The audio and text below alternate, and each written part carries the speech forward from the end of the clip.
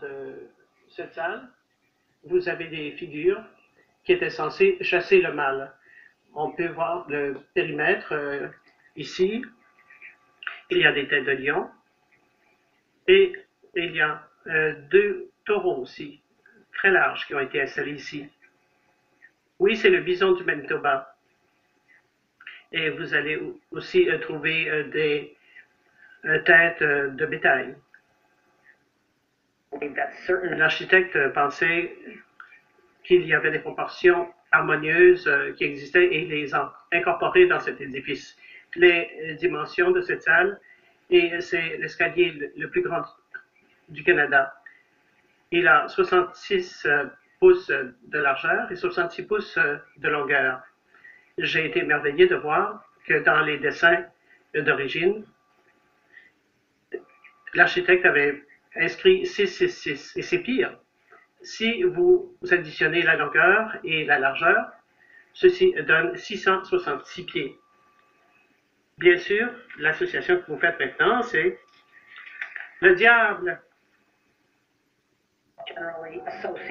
Les gens associent normalement l'Holocauste au culte du diable.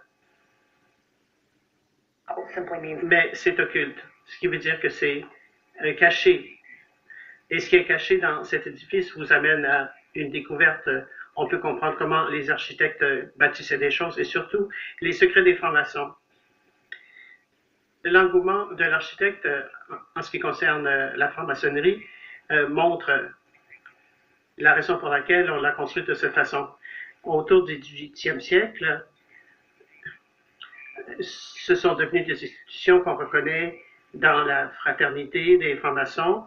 On apprenait des choses sur l'histoire de l'architecture. C'était une société secrète ou une société avec des secrets, comme ils l'écrivaient eux-mêmes. Ici, c'est une salle à l'est du bâtiment. C'est la seule salle qui a un cordon, parce qu'on ne veut pas que quelqu'un y entre.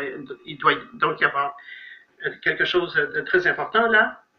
J'ai rencontré le prince de Galles dans cette salle et j'ai dit, monsieur, ceci est la seule salle au monde qui est sacrée pour les juifs, les chrétiens et les musulmans.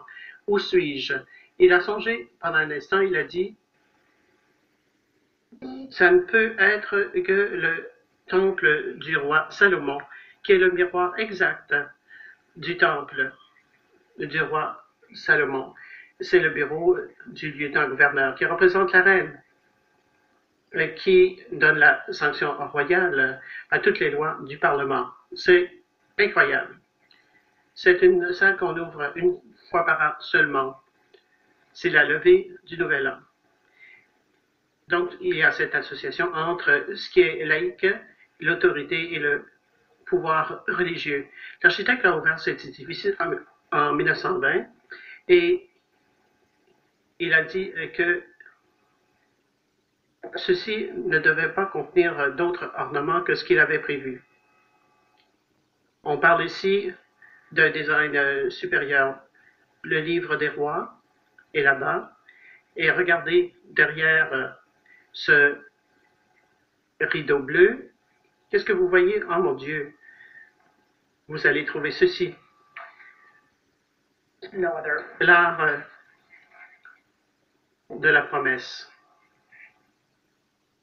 C'est un édifice qui a une fonction superficielle, mais qui a aussi une fonction beaucoup plus profonde. C'est un édifice qui est censé vous rendre une meilleure personne par son design. L'architecte pensait que les différents éléments qu'il avait inclus devaient avoir une impression sur vous pour que vous deveniez plus intelligent.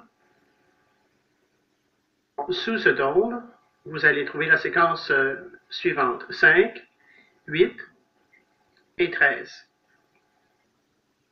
C'est un signe assez curieux, n'est-ce pas? Sous un dôme. De quoi est-ce que cela a l'air? Bien sûr, le signe de la croix. Je n'aurais jamais imaginé tous les symboles qui se trouvent ici, juste devant nos yeux. Il est merveilleux que Frank ait pris le temps d'étudier toutes ces années pour que nous puissions le savoir.